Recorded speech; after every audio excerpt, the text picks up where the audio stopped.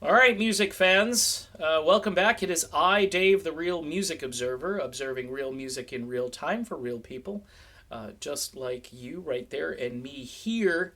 Uh, Chicago is at the Venetian out in Las Vegas, and I finally had the opportunity to view a few YouTube clips with their new singer Neil Donnell, their new bass player whose name eludes me. I haven't memorized it yet, and the drumming situation is being handled by Walfredo Reyes Jr. and his brother is now playing percussion.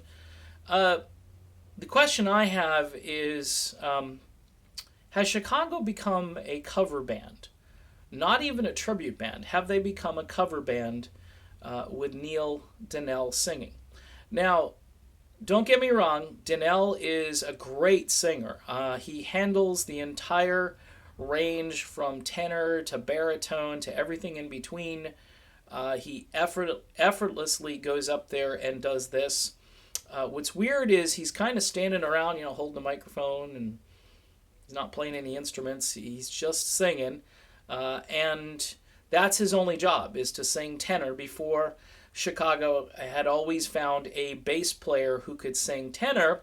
That's why Jason Scheff worked out so well for so long, and that's why Jeff Coffey was the natural heir to the Jason Scheff legacy. But there's some weird things happening, and this may be because this band they're in decline. Let's just be honest. Chicago, a favorite band of mine, really just trying to stay roadworthy at this point. Here's why I think they've become a cover band. A lot of times they're not performing the songs even close to the way they were arranged in the first place. And they're assigning vocals to folks who didn't sing the song originally. Now, in some cases, they've been doing this for a long time.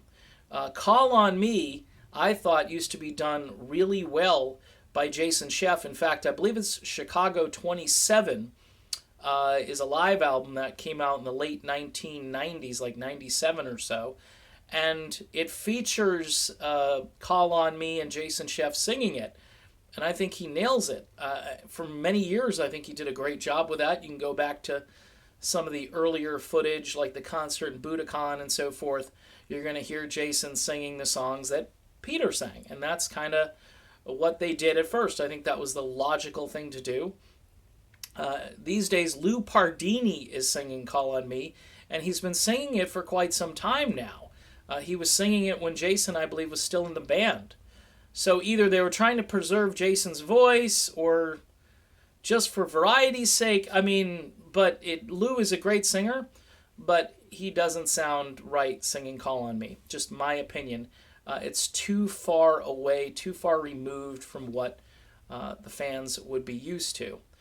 Robert Lamm, who wrote Another Day in New York City, often goes up on stage with just himself, and Keith Howland, who plays acoustic guitar, and Robert plays keyboards, but Robert did not sing Another Rainy Day in New York City. He didn't sing that song.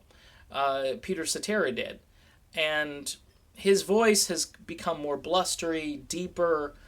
He likes to make this argument that vocally he hasn't changed since like 1970, and I would beg to differ. His voice has gotten much deeper, still singing well, but he does not sound like the Saturday in the Park Robert who sang on the original hit single.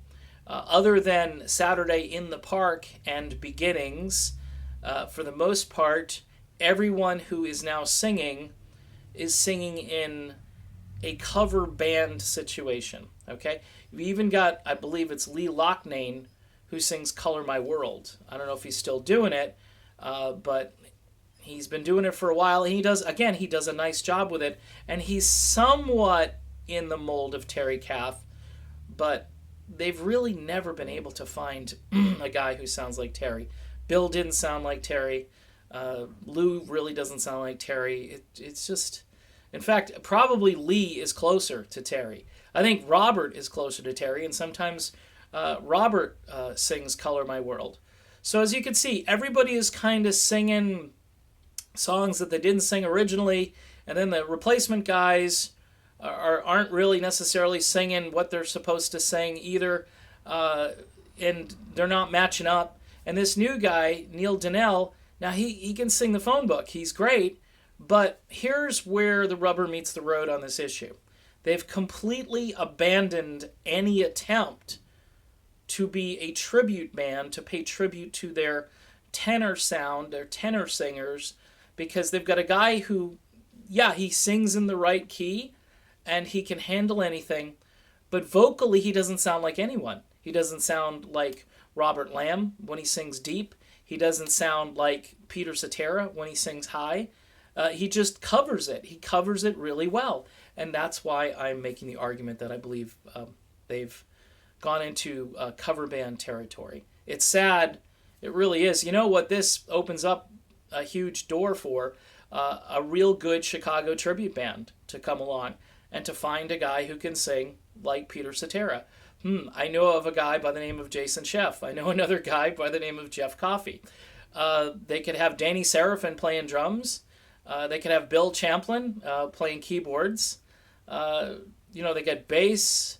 And maybe if the touring schedule wasn't that rigorous, they could even have Triz and Bowden playing drums. I mean, you've got pretty much everybody there. You've got keyboards, bass, vocals. You got 2 drummers possibly. It's a world of Chicago done over again by, maybe Danny should just call everybody and have CTA, his band, which is California Transit Authority, in case you didn't know about that. Maybe he should just hire all these guys in and just go on a tour.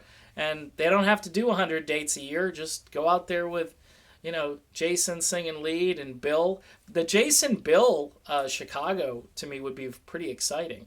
And who knows? Maybe they could coax Peter in on a gig. Wouldn't that be fascinating?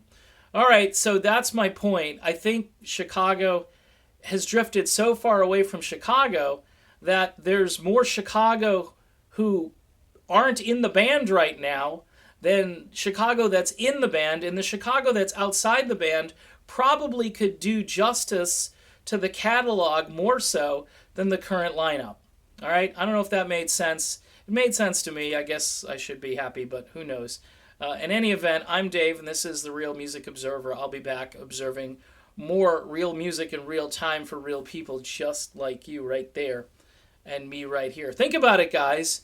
A new version of the band, call it, get the California Transit Authority thing going.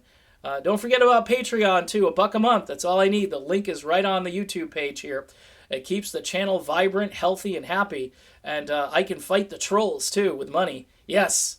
Well, maybe not, but in any event, I can feel good about myself and have enough money to live. All right. Talk to you soon, everybody.